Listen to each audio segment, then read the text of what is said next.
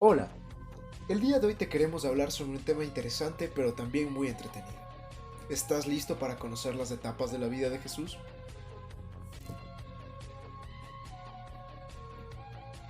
La primera parada que haremos será en su infancia. Esta empieza el día de su encarnación, cuando María acepta dar vida por el Espíritu Santo al Hijo Eterno del Padre, tal y como afirma Lucas 1 en los versículos del 26 al 38. Jesús nace en un pesebre de Belén de Judá, allá en los tiempos de César Augusto, emperador romano. Nace pobre y entre los pobres. Los primeros que llegan a visitarle y conocerle son unos pobres pastores de la región. Después llegan unos magos de Oriente guiados por una estrella. Son de países extranjeros. Herodes y las autoridades religiosas de Jerusalén se perturban y buscan al niño para eliminarlo. José tiene que huir y llevar al niño Jesús, junto a su madre María, a Egipto. Viven como migrantes en tierras extranjeras de allí, pero después retornan a Nazaret, donde se asientan y continúan con su vida.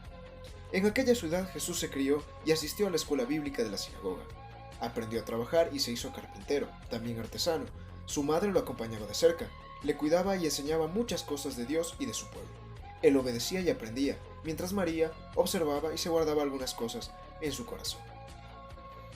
Con frecuencia se ha pensado que Jesús vivió este tiempo encerrado, aislado del mundo, pero déjame decirte que no fue así. Jesús fue un artesano y vivió con toda naturalidad su vida. Ahí, en su trabajo, aprendió la importancia de luchar por ganarse el pan de cada día. Fue observando y aprendiendo mucho de la vida humana, del sufrimiento de los pobres y en general de la vida de su pueblo.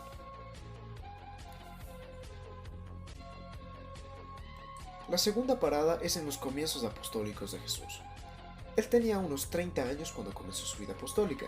Sale de Nazaret y va al río Jordán, donde es bautizado y acepta su ocupación de Mesías siervo, como profeta, maestro y pastor.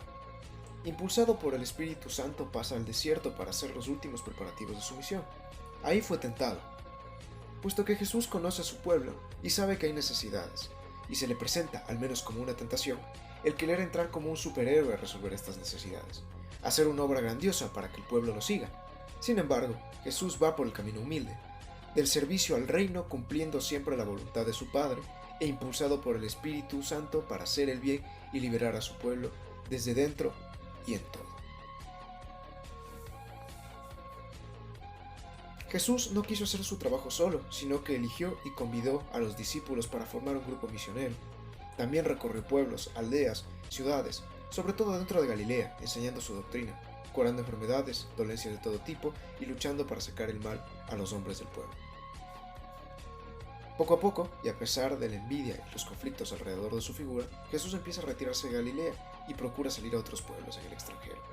Parece que se va terminando la etapa de sus comienzos apostólicos. Pero también marca el inicio de la época de la encrucijada crítica. Déjame te explico. Al abandonar Galilea, Jesús descubre que hay muchos que lo siguen por interés, conveniencia, sin comprender bien. Jesús quiere cuestionar a sus discípulos para confirmarlos en la fe. Ellos creen en Él. Afirma que tú eres Cristo, el Hijo de Dios, claramente se lo dicen a Jesús. Se dedica intensamente a preparar a sus discípulos y a formar una comunidad eclesial, como lo dice Mateo 6, del 16 al 20. Jesús pone en claro las difíciles condiciones para seguirlo, dejarlo todo, tomar la cruz, jugarse y perder la vida para ganar la vida que Él les dará, tal y como afirma Lucas 9, de los versículos 23 al 26. Jesús necesita animar, fortalecer, confirmar a sus discípulos, y por eso invita a sus tres amigos, Pedro, Juan y Santiago, a orar, y ahí se transfigura. Él mismo es confirmado en su misión. La ley de Moisés y los profetas lo avalan. Su padre lo apoya y continúa el rumbo marcado por el camino de Israel, aunque ya sabe que sus enemigos intentarán aplastarlo, intentarán hacer que cargue con una cruz y quizá puedan intentar también matarlo. Esto nos lleva a la siguiente etapa de la vida de Jesús, la subida a Jerusalén. El drama, o su drama, va llegando a su fin. Él lo sabe porque conoce a los hombres, ha observado y analizado la situación que se está viviendo en su pueblo. Las relaciones y conflictos van aumentando, la persecución arrecia. Jesús intuye y descubre a dónde va a llegar toda esta trama contra él. Le quedan pocos días y los quiere aprovechar con toda la intensidad. Y tal y como afirma Lucas 13 en el versículo 33, conviene que hoy, mañana y pasado siga adelante, porque no cabe que un profeta perezca fuera de Jerusalén. Así, queriendo buscar una razón para su entrada a la ciudad capital. Esta subida a Jerusalén, más que un camino físico, es simbólico. Representa este tiempo precioso del recorrido final de Jesús. Las subidas son siempre cuesta arriba, o sea, son difíciles. Pero Jesús tiene una decisión y fuerza que le hacen caminar. Subir como una flecha que vuela hacia el blanco, hacia la meta. Llegar al Padre una vez cumplida su misión de liberación. Subir a Jerusalén es ir a la capital, ahí donde está el poder del sistema. Templo, grandes jefes y autoridades que apedrean y matan a los profetas. Y hasta allá va Jesús, a esa Jerusalén a la que tanto quiso y quiere pero que no lo supo recibir, como también afirma Lucas 13 en los versículos del 34 al 35. Esta subida termina con la entrada humilde de Jesús Rey en Jerusalén. Por fin llega el final del camino.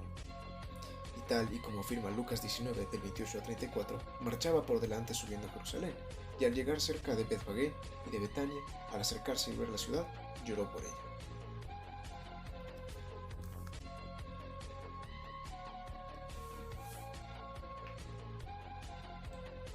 Lo siguiente que tenemos que hacer es hablar de la pasión y muerte de Jesús. Él pasa los últimos días de esta Semana Santa enseñando al pueblo, discutiendo con ellos grupos de enemigos que lo acosan y lo acusan también constantemente para hacerlo caer en alguna trampa, tal y como queda explicado en Mateo 22, de los versículos 15 al 22. El día lo pasa alrededor del templo y por la noche se retira casi siempre a Betania, al huerto de los olivos, para rezar. El jueves, que es el día de la última cena, Jesús había deseado ardientemente celebrar este momento, esta cena con sus discípulos. Siempre los ha amado, pero ahora los ama en extremo, como afirma Juan 13 en su primer versículo. En esta cena deja muchos recuerdos, como el lavar los pies, y dice muchas palabras de despedida.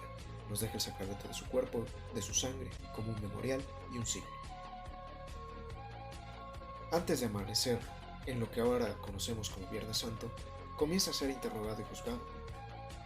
Las personas se burlan de él, lo escupen y lo golpean. Comienzan las torturas. Afuera, un amigo y un discípulo. Pedro lo desconoce, lo niega. Dos de los delitos de los que se le condenan son uno de tipo de blasfemia, porque él dice ser hijo de Dios y de hecho lo es, y el otro es de tipo político, se lo considera un agitador, un subversivo. Marcos 15 del 6 al 15 cuenta que cuando Pilato ofrece amnistía, o sea, la liberación a Jesús, el pueblo, que estaba totalmente envilecido por las autoridades, elige que mejor liberen a Barrabás. Muchos de ellos habían aclamado a Jesús también en la entrada a Jerusalén pocos días antes, pero Pilato, por miedo a perder su puesto, se lava las manos y decide entregar a Jesús. Al estar Jesús en la cruz, pronuncia una serie de frases que son sumamente célebres. La primera, una de las más conocidas: Padre, perdónales porque no saben lo que hacen, que está escrita en Lucas 23 en el versículo 34. La segunda, hoy estarás conmigo en el paraíso, que se le dice a uno de los ladrones que están crucificados al lado de él, que igualmente está en Lucas 23 en el versículo 43. La tercera, mujer, ahí tienes a tu hijo. Hijo, ahí tienes a tu madre, que está escrita en Juan 19, en los versículos 26 al 27. La cuarta, aquella del Dios mío, ¿por qué me has abandonado?, que aparece en Marcos 15, en el versículo 34. La quinta, tengo sed, que aparece en Juan 19, en el versículo 28. La sexta, todo se ha cumplido, Juan 19, versículo 30. Y la séptima, Padre, en tus manos encomiendo mi espíritu, asumiendo que ya estaba cerca el final. Esta aparece en Lucas 23, versículo 46.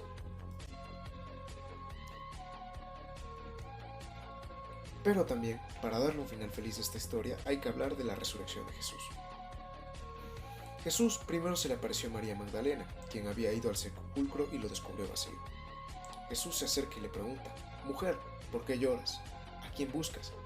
La consuela y luego la envía a confirmar a sus hermanos en la comunidad, tal y como afirma Lucas 24 en el versículo 34. A Pedro también se le aparece.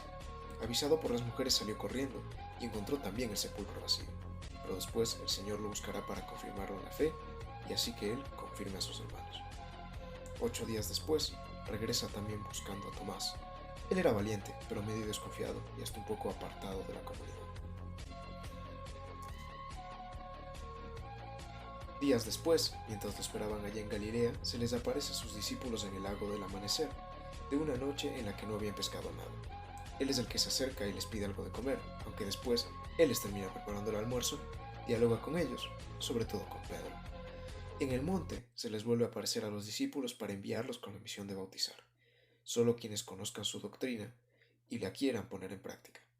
Jesús se compromete a estar siempre con ellos. Así pasa 40 días instruyéndoles, sobre todo para que se preparen para la venida del Espíritu Santo, hasta que al fin, y así concluye nuestra historia, suba al Padre y pronuncia las palabras que están escritas en Lucas 24 del 50 al 52. Los sacó hasta Betania y alzando sus manos los bendijo, y mientras los bendecía, se separó de ellos y fue llevado al cielo. Te queremos agradecer mucho por tu atención a este video y esperamos que te haya sido de mucha utilidad.